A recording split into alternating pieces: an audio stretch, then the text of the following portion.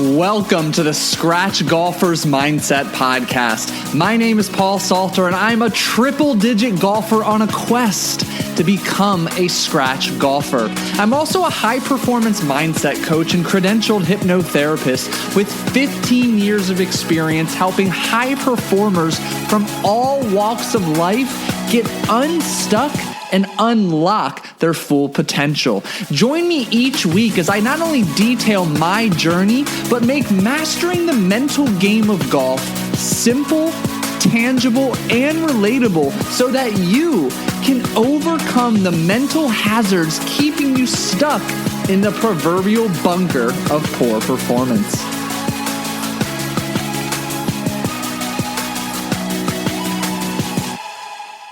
So many people get focused on like the perfect swing technique. But if your body can't fucking move, you're not going to hit the ball right. Hey, fellow golfer, welcome back to another episode of the Scratch Golfer's Mindset Podcast. I'm your host, Paul Salter, the golf hypnotherapist, and I am incredibly honored and excited to share today's guest with you, Dr. Maurice Harden, who is an expert in all things muscle activation and injury prevention, and also someone I consider to be a good friend. And before I further introduce him and we dive right into the conversation, I want to bring your attention to two valuable resources that I know you need to review as you make the turn into what is essentially the off-season of your golf career. Now, of course, that depends where you live, but first and foremost, how high on your list of priorities is nutrition and hydration before and during your round? I can't tell you how many clients I work with or golfers I've spoke to who completely overlook their nutrition, who play around a golf significantly dehydrated and underfueled. So I've got a big in-depth overview on all things nutrition that culminates with a step-by-step guide of how to build your foundational fuel plan, how to eat before and during a round to help you play to your potential. That's on the More Pars Than Bogeys newsletter site, which is linked below. And then two, I put together quite a thoughtful and reflective newsletter that recaps some of my biggest takeaways and learning lessons as I progressed from shooting a 65 during my first official recorded 9 holes of golf back in, I believe, late April of 2024, and everything I've learned up until finally achieving my goal of breaking 90, having shot an 87 on Monday, October 7th.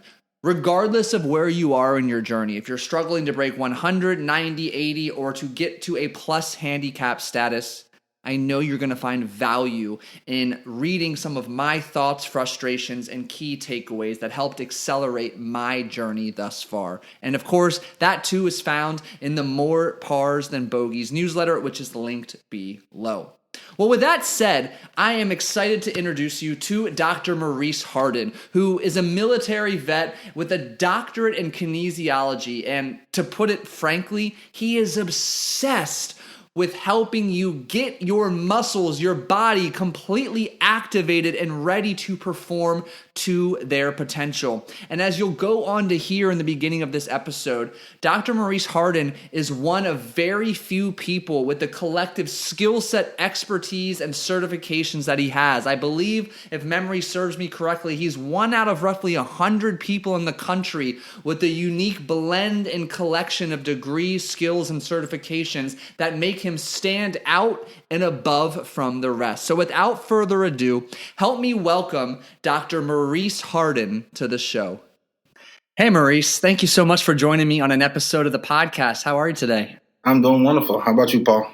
I am great. This has been a long time coming. I'm excited. Yes, sir. I'm grateful you're here. And we're going to dig into a lot of aspects of the mental and physical realm of golf today. But before we begin, let's paint a picture for the audience. Who is Dr. Maurice Harden? What is his background, his expertise? Share a little bit more about you and your journey. All right, yeah, let's go ahead and start it in. So originally, I'm a veteran.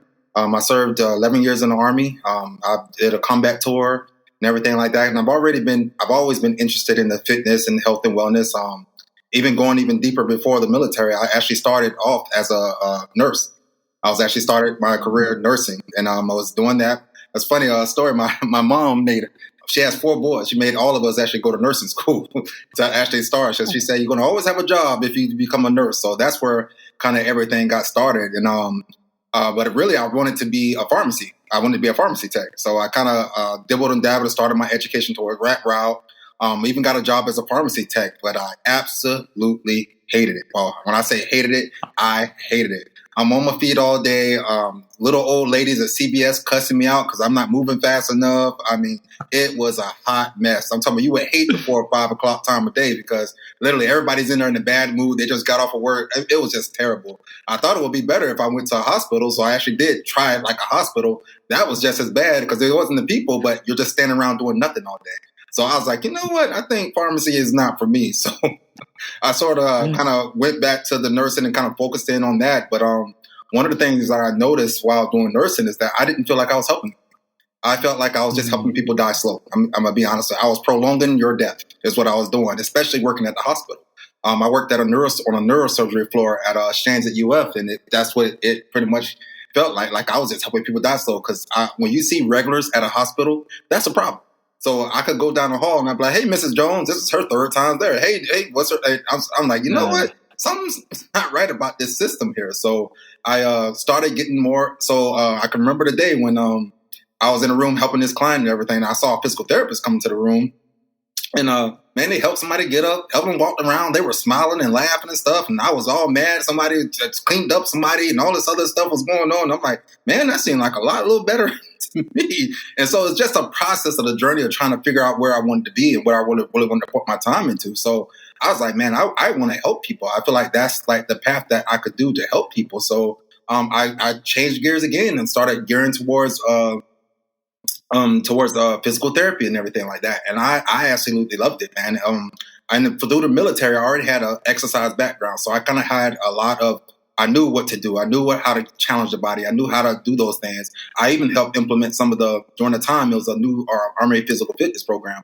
And I was one of the ones they picked to help train our soldiers and stuff like that to do that. So I was honed in on that part of it. And I felt like that rehab component would definitely add that. So I was add to it since I was already there. But lo and behold, I ended up getting deployed. So gearing all of that, and I ended up getting deployed. And once I finished all my education, there was like a 2-year waiting list to get back into physical therapy school.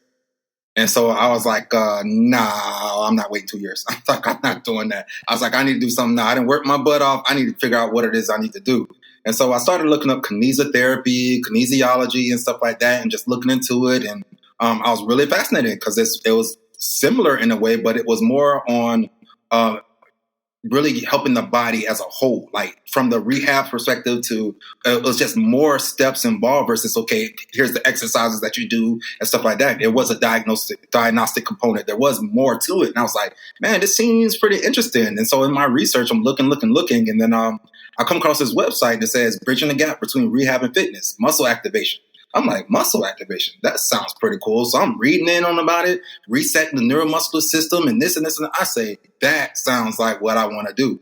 And from there, I go right in head first. I started I was at the time, so I was transitioning to my master's. So they had a master program that had focus in M.A.T.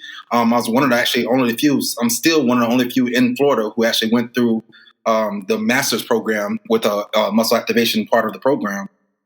And so I went through it head in, and I fell in love with it. I was amazed at how you can figure out what is going on with the body. It's not just you get somebody on the table, you lay them down, or let's do these exercises, because it's funny. Some people come in, so what exercises are you going to do? It's a while before we do exercises, buddies. Let's figure out what your body's doing.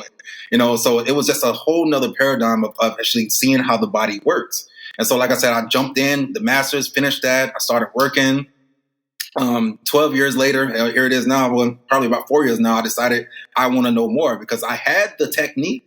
I didn't understand fully how it worked, how it applied. So I went to started my doctorate of kinesiology, and that just opened my mind a whole another level of the body and anatomy and not even just that. Now I get the biomechanics included.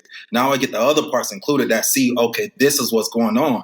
And just from there, it's just more of a passion and a love that I fell into. And here we are today where I am one of the leading specialists here in the Tampa Bay area. And it's amazing what I can do and how I can help people. So that's kind of the backstory to how everything got started and where we are today. So I love that. Yeah, I appreciate you sharing that. And again, thank you so much for your service. I learned so much about you, and I thought I was getting to know you pretty good. So that was so cool from my perspective. And let's define for the listeners, and we're going to really jump off. What is muscle activation training? Okay. So M.A.T, muscle activation technique, it is my primary reason is to get your muscles to contract more efficiently. As a result of that, you have less pain, you have less issues, you have more mobility. Now, so for instance, due to stress, overuse, which is be overused through exercise, overused through any kind of repeated movement, stress, overuse, sometimes medication, even diet. I've actually found where diet can actually affect how your muscles contract. Lack of sleep, of course, creating more cortisol and stuff like that. I think I already mentioned medication, including dehydration. All of these different things affect how your muscles contract. So when someone comes to me and they're like, okay, I have this issue. All right, I need to see why your muscles are not contracting effectively. As a result, you have less pain, and as a result, you have more mobility. And so that overall, that is what M.A.T is, to increase the contractile capabilities of your muscular system.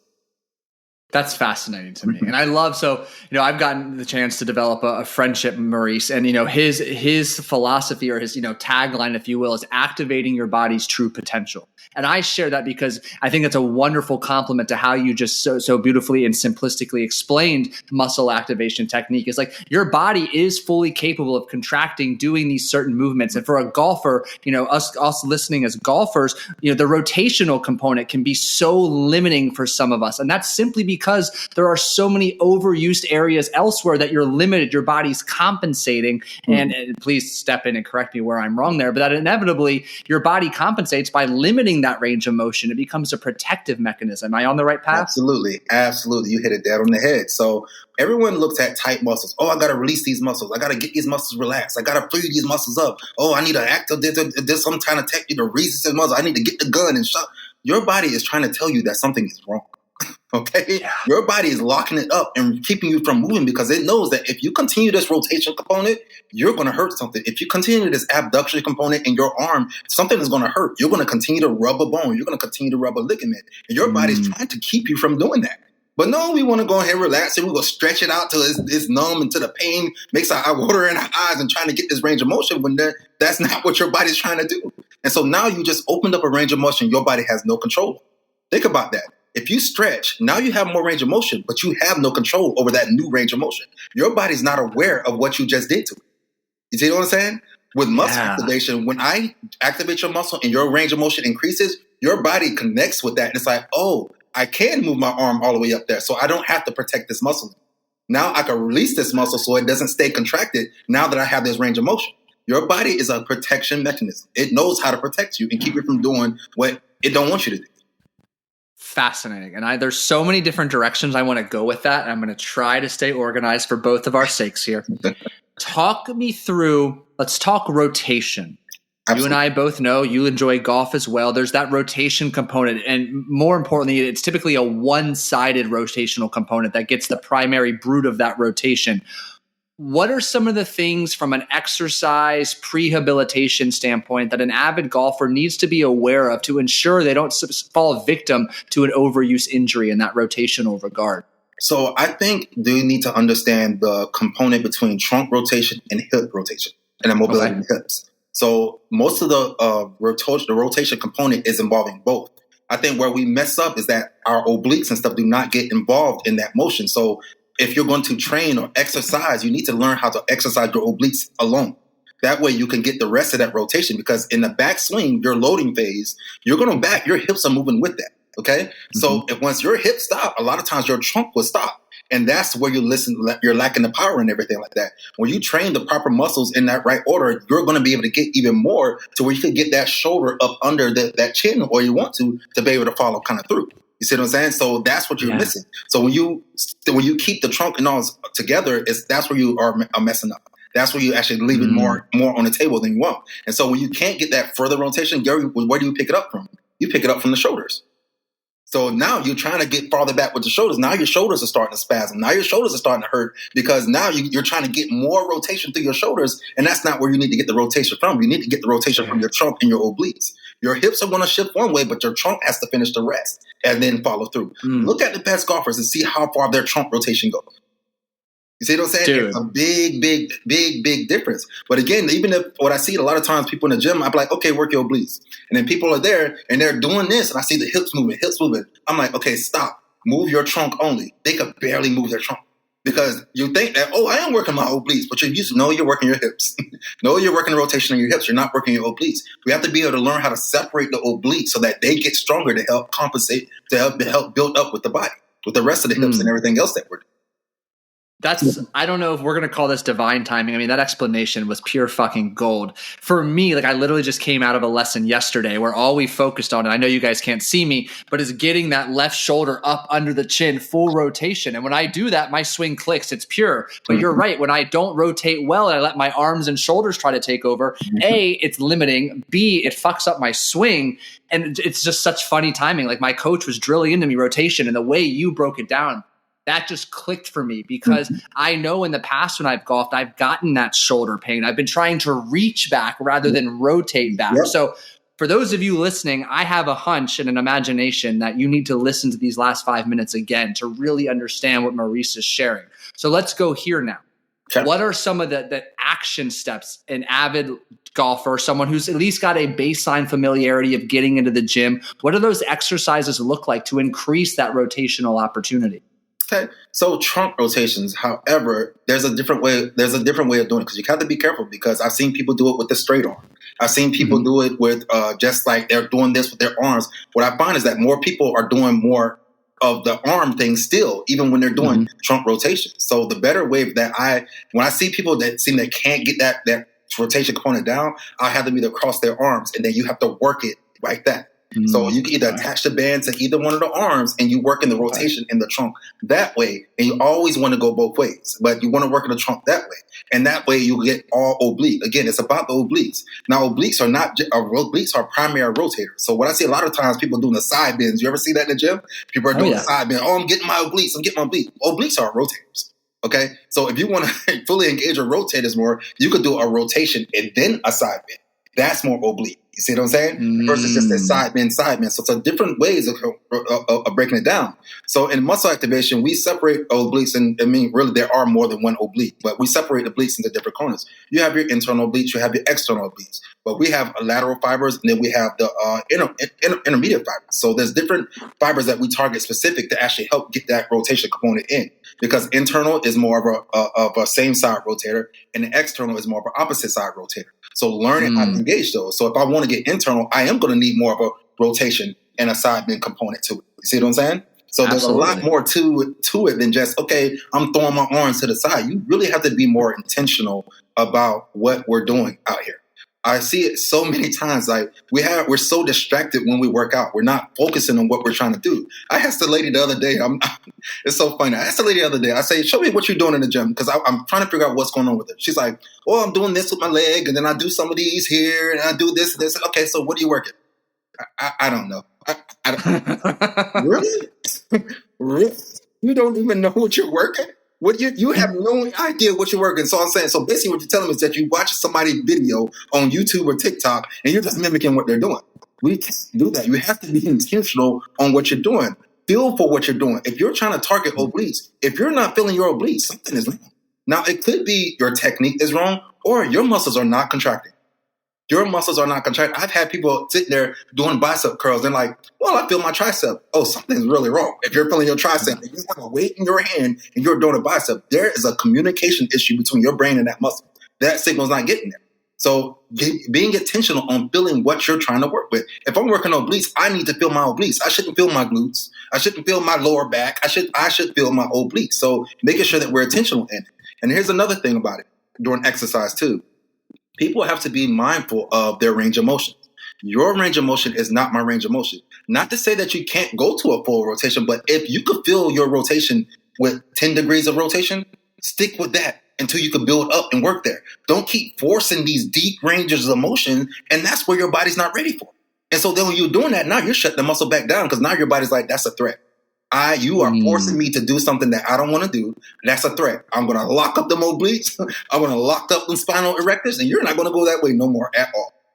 I'm going to block the signal from that side. So we have to stop forcing our body into places and work with what we have. That's the greatest thing I could think of for golfers right now is to work with what you have. Learn how to build your body up. See, a lot of times what we do in the gym is we're going and we're pounding it, not realizing after a while we're starting to break ourselves down. We're starting to break down, not building up no more. Your body has a threshold where it's going to go so far before it needs to be reset. And so eventually you're going to start breaking it down. You wonder why your golf swing is starting to suffer now. You wonder why, because you have been past your point and your body's now starting to break down. And you're probably pushing past what your body has. We have to listen to what our body is telling us. It will tell you, I don't want to go that far right now. Stay within that safe range. It's going to tell you, I don't want to go that low. Stay within where your body is telling you where to go. But no, we have this ass to the ground stuff. We have this, we need to go as far as, no, we need to push. No, we need to do. Your body is like, okay, all right, you go ahead. I'm going to let you go so far, or I'm going to shut down and I'm going to let you get hurt, or I'm going to just make everything in your body so tight that you're not even going to be able to move and be able to golf at all. So we have to be more intentional with what we're doing and build it up. Now, I hope I answered your question. I know you're kind of specific, but I mean, that is in part of it. That is part of it. I love watching you in that flow state, dude. You just really spewed a depth of knowledge, and it's so interesting. Like along my journey getting back into golf again, like I've been making little notes along the way that I can look back on. Once I achieve my goal of hitting scratch, it's inevitably going to become a list of things I wish I knew sooner or that every beginning golfer should know. And it's so funny, around the time you and I met, had our session, you not only helped me feel better instantly, but gave me so many either corrections or upgrades to some of the techniques I was demonstrating for you. Like I couldn't help but leave our time together feeling like rotation, flexibility, and mobility absolutely need to be prioritized from day one. So many people get focused on like the perfect swing technique, but if your body can't fucking move, you're not going to hit the ball right. And it's just like the way you just delivered that, those last 6 to 8 minutes were just pure gold. It does. So that's why I could tell you all these exercises, do this exercise, do the exercise. But if your body is not able to get there, like I said, that exercise is not going to do nothing but hurt you. That exercise is going to limit you. That exercise is going to break you down. You need to know what your body can and can't do. And then again, Paul, my body's different than your body. I might have stronger obliques than you have. You might have stronger spinal erectors than I have that might allow your body to do a different position than what my body can do. Again, everybody is different, but you have to learn what your body is, and that's how you protect yourself. That's how you keep yourself safe. I don't care how much weight you can lift. I don't care how much you can do in a gym. That stuff doesn't matter if your body's not able to do it. And again, all it's going to do is end up in the same place. Your body's going to be tightened up, and you're going to end up hurting something. Then you're not going to be playing at all. That's the end result. You're not going to be playing at all. Yeah. Absolutely. I love that. And for those of you listening, I made a note. I'm going to prioritize putting this on YouTube ASAP too, just so you can see some of the rotations. I should do it without any sound. It'll look like we're just having a dance party. But Maurice and I know you can't see us right now. Maurice is really mimicking some of the movements he's describing. So don't worry. I'll put the video content up as well. So I'm curious. We talked about the trunk. We talked about the hips and glutes. Like, let's move up to the shoulders now. Like either we can package this as like must do exercises, whether they're mobility, flexibility, or strength. What are people missing the mark on from a shoulder point of view? I would say shoulder retraction. Which is? So moving your shoulders back, retracting the shoulders. I'm going to give you, and I say that too, because when I say this, because a lot of people are like, well, I do rows all day long. Well, I see people doing rows, but it's more doing biceps and triceps. You're not actually involving their shoulder at all. Because that's going to get that, your retractors are going to give you that finish stage. So their arms are straight and you're here. The shoulders, the rhomboids on this backside are going to finish. Then chest is going to finish this side. You see what I'm saying? So your pec is going to pull back this way. The rhomboid on this side is going to go that way. And I don't believe in picking one muscle here, or I'm gonna do just this muscle, I'm gonna do that muscle. Anything you do to one side, you're gonna need the other side. That's one of the biggest issues and why I did not like physical therapy, because every time all my physical therapy interns, they would work on that one leg that they have injured, which is fine, but why not do the other leg? So now when you're done with PT, you have the strong leg, now your other leg, so you have an issue with the other leg now. And I've seen that over and over and over again. Same with they focus so much on this shoulder, but guess what? This shoulder attaches to your spine. This shoulder attaches to it too. So if this one's pulling or this one's pulling, guess what? It's going to pull off the mechanics of what your shoulders can do. So I like shoulder mobility. So you want to keep the shoulders open.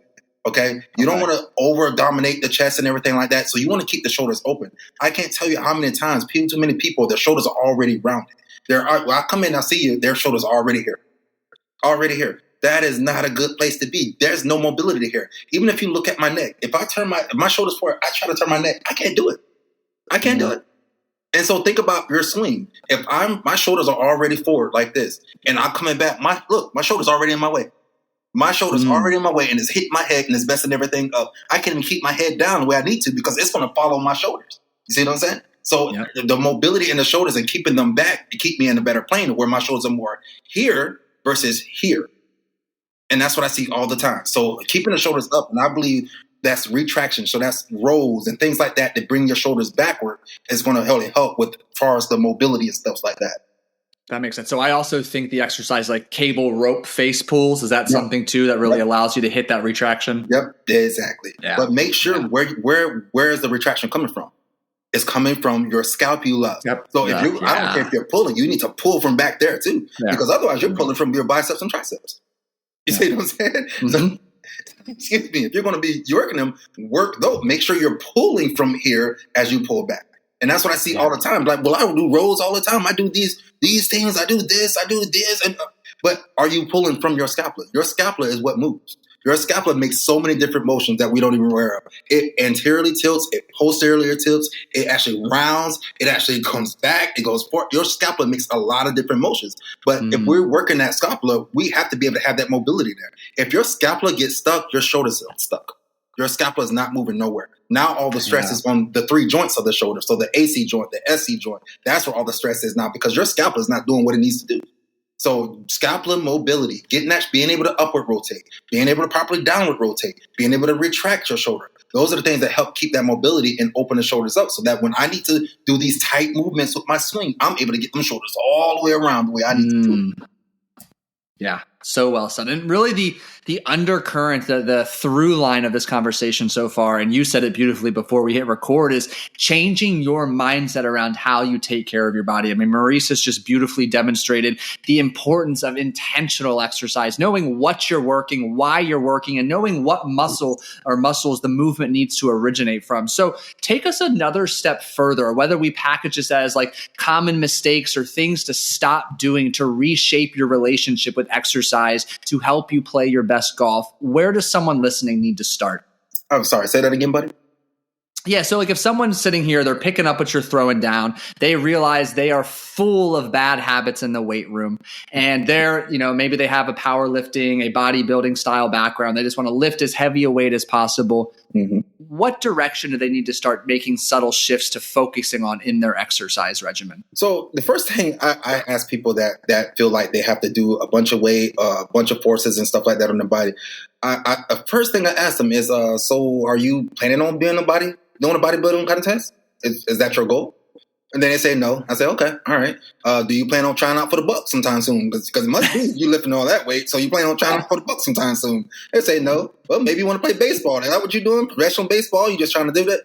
Lift what is right for you. For instance, I'm going to give you a good example. I'm military, right? So I think that I'm used to working out a certain way because I trained my body for 11 years in that way. So after I retired and everything, I thought that I could still do that. I thought that I could still run the 2 miles, still do the crazy pull-ups and push-ups and all that stuff still there. My body was like, bro, I am done with that. I am done. I took myself on a journey where I tried different exercises. Literally, I would do, for a whole month, I would do nothing but a dumbbell workout, trying different exercises to see and feel what felt right for my body. If I left that gym hurting, I was not right.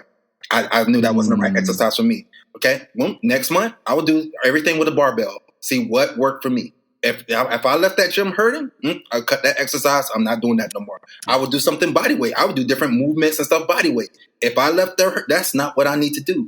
Figure out what your body needs to do. Play with different things, but if you should not leave the gym hurting. That no pain, no gain stuff is crap. You are going to gain something. You will gain a bunch more pain. That's what you're going to gain. No pain, no gain. Yeah, you go gain something. You go gain a whole bunch of pain is what you're going to gain because your body's going to be mad at you. Okay? So start somewhere simple. You don't have to go to that place. You don't have to do that. If you leave that gym and you are tired, if you are over fatigued, you should leave the gym feeling better. That is the rule of thumb that I tell people. Leave the gym feeling better. Whatever you're doing in the gym, you should leave feeling better. If you leave feeling worse or feeling hurt or something, you've done too much or you've done the wrong exercise for your body.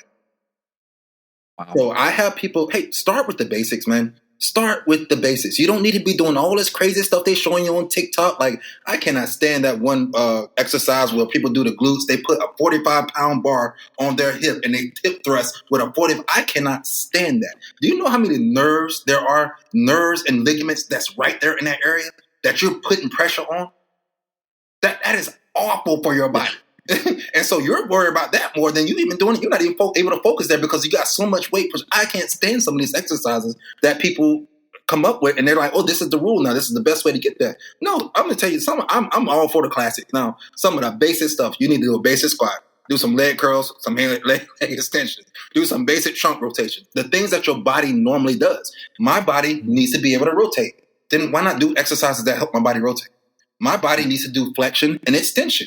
Why not simply do exercises that help my flexion and extension? Do the things that my body was meant to do. I don't need to be doing all this other crazy stuff, hopping up on a box and doing it. Again, are you an athlete, training to be an athlete? Why are you jumping up on the bench, jumping off a bench? Why are you doing box jumps? You're not an athlete. Well, why are you doing that to your body? You're tearing your body up and don't need to. And again, we talked about it earlier. It's like, I want longevity. I want to be a 70-year-old guy and I could go out there and play golf with the young kids if I want to. Yeah. I want to have my body be fine. So I don't want to tear my body up before that time. There's no need. Exercise should be congruent to what your body is able to do. So just like we talked about the scapula, I need to do things that helps my scapula motion. That way my scapula doesn't get locked up or end up with frozen shoulder because I'm doing the right stuff to help my scapula and my shoulder move the right way. My trunk, again, I'm focused on trunk. There's motions that your trunk should naturally make in rotation and flexion and extension. Work those muscles because those you don't work them. What's going to happen to them? They're going to get fatigued. They're going to get tired. Now you're all out. Balance your body out with what it's supposed to do. All this crazy stuff is not needed. It is not needed for longevity. It's not needed. And then we're like, well, I want to build muscle and stuff like that. Well, guess what? Not everybody's going to build muscle. Sorry, it's not. Your hormones, your testosterone. There's so much more that's involved in that than you building muscle and looking beach ready. Your body is not. If that's not your body type, sorry. You can do it till you blue in the face. And then and let's go even further back to the muscle activation part. If your muscles cannot contract to even do that, you're wasting your time anyway. How many times I think I told you how many times you go to the gym and you see somebody that look exactly the same? They're in there 4 to 5 days a week. They look exactly the same. Their body don't look no different whatsoever. That is because there are muscle imbalance. There's muscles in their bodies that are not firing, and they're just compensating. What muscles are working are the only ones that's getting stronger. The other ones are actually getting weaker. Actually getting weaker. They're not, their muscles are actually getting weaker because that dominant muscle that's continuously getting all the signal, all the strength, that's just going to over-dominate, and then you're not using that muscle at all. I look at quads, for instance. I'm going to give you a great example, for instance, your quad muscles. Four major quad muscles: rectus femoris, vastus medialis, intermediate, and lateralis, right? Most of the time, people do knee extensions all day long, but the muscle that never gets any attention is the vastus medialis. That one gets ignored the most because rectus femoris and lateral quad takes over everything. And so if those muscles are constantly dominant, you could do 100 of them all you want to. That muscle, that vastus medialis is going to continue to stay where it's at, stay small, stay where it's at. So you have to have that balance. You have to have all the muscles firing and working together. And that's one of the biggest issues I see. We think we're getting stronger, but no, we're just learning how to compensate better. We're just learning how to compensate better. That's what we're doing. We're getting stronger by compensating better. That's what we're doing. We're creating a bigger compensation within our body. by working out improperly, doing exercises that we should not be doing, or lifting weight that we should not be lifting, and then not knowing what our body is doing is it's able and capable to do. And I don't want to talk too long, but like I'm gonna give you another good example. Got a guy, Please, yeah. Got a guy, great guy, loves to work out, and he's constantly complaining about his knee. I'm like, all right, fine. Show me what you do. Show me your squat. When I say this guy goes all the way to the ground, literally, like he's down on his butt, touching the ground, his knees. I'm like, dude, what are you doing? How are you helping yourself at all? Because now you're wondering why your knees hurt. Your only mechanism that you have to get up is with your quads. That's it. You're going that low. The only muscle that you're able to use to get back up is your quads. Your hamstring has a much better lever arm to push you back up than your quads. You see what I'm saying? It's like learning again what you need to do again. But everybody want to follow what they see somebody else do. Well, you know what I hear, Paul? I've always was taught this. I've always told this the way you're supposed to go. I was always told this how low you go. But your body, Paul, is not the same as my body. You might have a bigger femur than I have. You might have a longer tibia than I have. Guess what? That changes how your squat is going to be. Sorry. Changes how your squat's going to be. Your squat's not going to look the same as mine based off the length of your tibia and fibula. Everybody's are different. You see what I'm saying? You can't do it like that. Yeah. You have to learn what is for your body.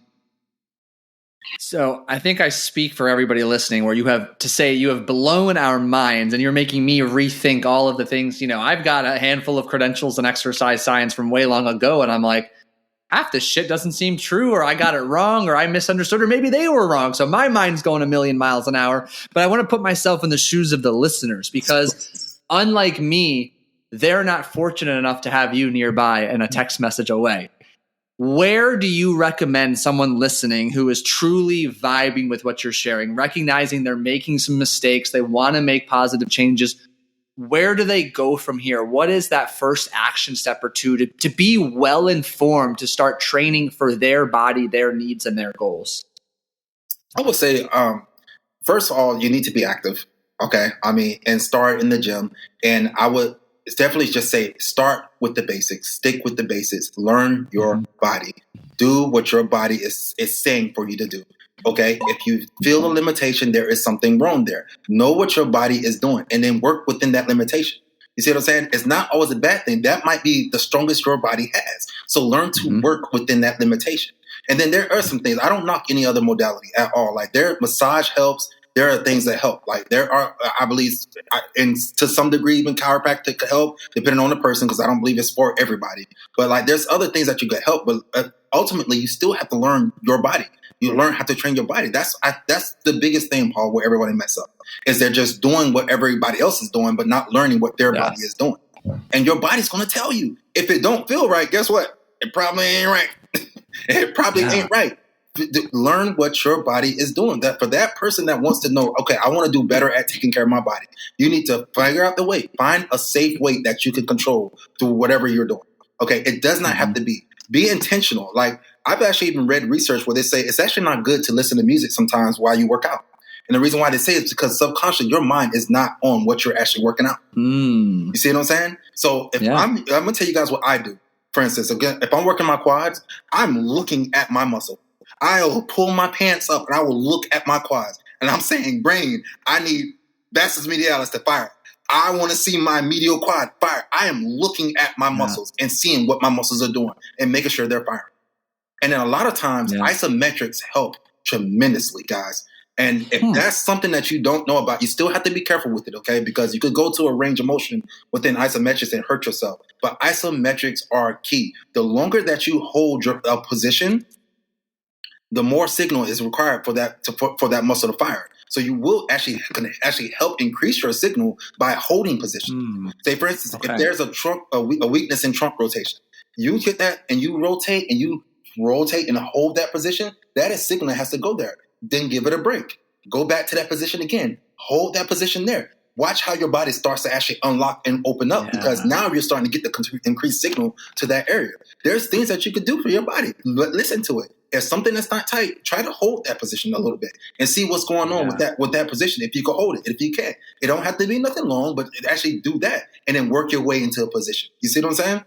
Work your way into an exercise. Work your way into a position.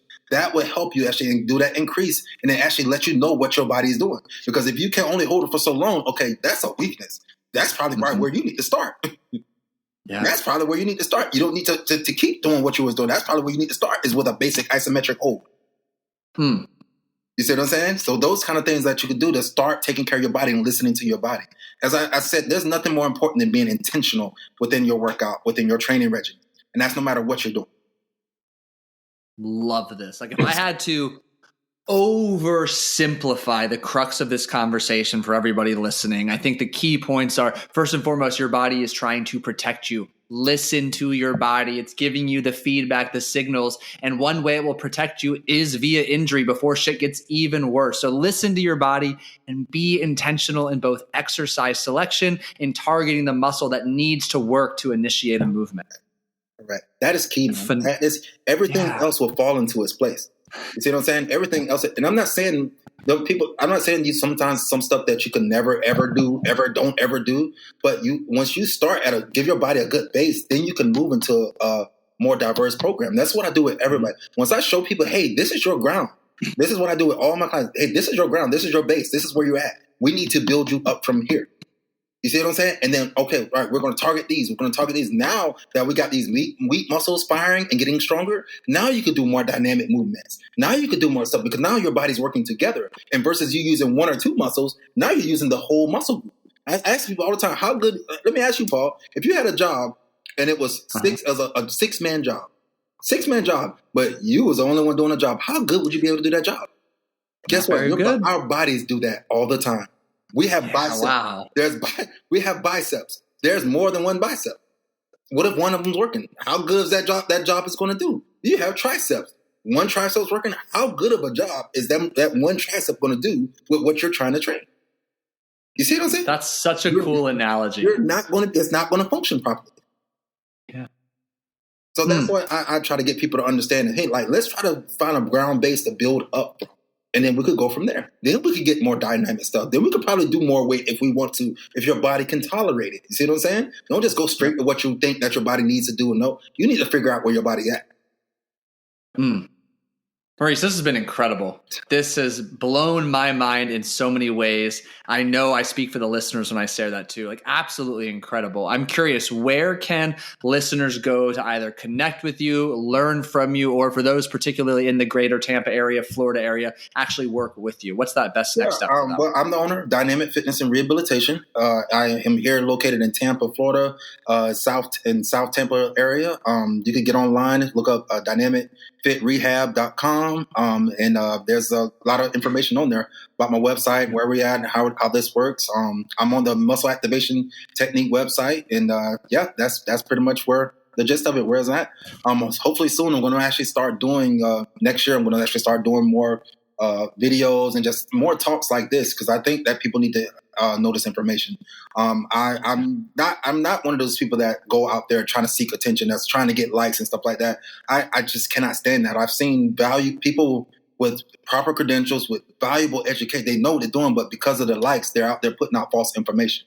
And so that's something that I really want to start to combat next year. Is like, I'm going to put out the truth out there. I'm going to show you guys the truth, and I'm going to back everything with research. That is my job now. I am a researcher. I'm going to back everything with research. And so I just want to start educating people the real stuff. I don't care about likes and stuff like that. My Google reviews speak for themselves. I don't need to sit here and try to get people's likes. Okay, I want people to have the real information and people to live a better quality of life. And you hear me say that all the time. I want to help people have a better quality of life. I mean, I work with a lot of older people and stuff like that. It's just, God, if you would have did something a little earlier, if you would have did something a little different, this would be so different right now. You would not have this issue, right? If you just would have, I can't tell you how many times, Paul, I hear, I wish I would have known. I had no clue.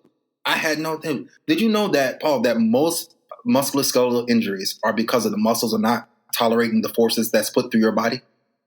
Most of them. Think about it. Your muscles move bones. So if your muscles are not working properly to move the bones, that's when you have misalignments. That's when you have ligaments rubbing and bones rubbing. And then now it's your muscle. Your body has to be able to tolerate the forces. Muscles tolerate those forces. Think about it this way, Paul. You ever wonder why football players will go through so much damage each week and still be able to play? It's because their muscular system is completely more tolerant to what the forces that are being put through their bodies. And then what happens with them? So, and a lot of people think that, oh, no, it's just that football players get injured and stuff like that just because, oh, they got hit. No, a lot of football players push through the pain. They're already hurting. I work with them. They're already hurting. They're already sore. They're already beat up. They're already, and then it's like because their position is at risk. If they don't play, they push through. Then they get the torn Achilles and stuff like that. They already knew the Achilles it was already telling them something was wrong, but then they push through. And that's what we do. We continue to push through because we think that it'll be fine or it'll work itself out. No, it's not. Your body, again, is telling you something wrong. And so that's why people, but the good athletes, that's why they can tolerate so much more of the hitting, of the beating, because their musculature, it can tolerate those forces. We need to tolerate forces. People forget that gravity is a force. Gravity is pushing on you all day long. So if I'm dominating on one side of my body, gravity's just going to keep pushing me down.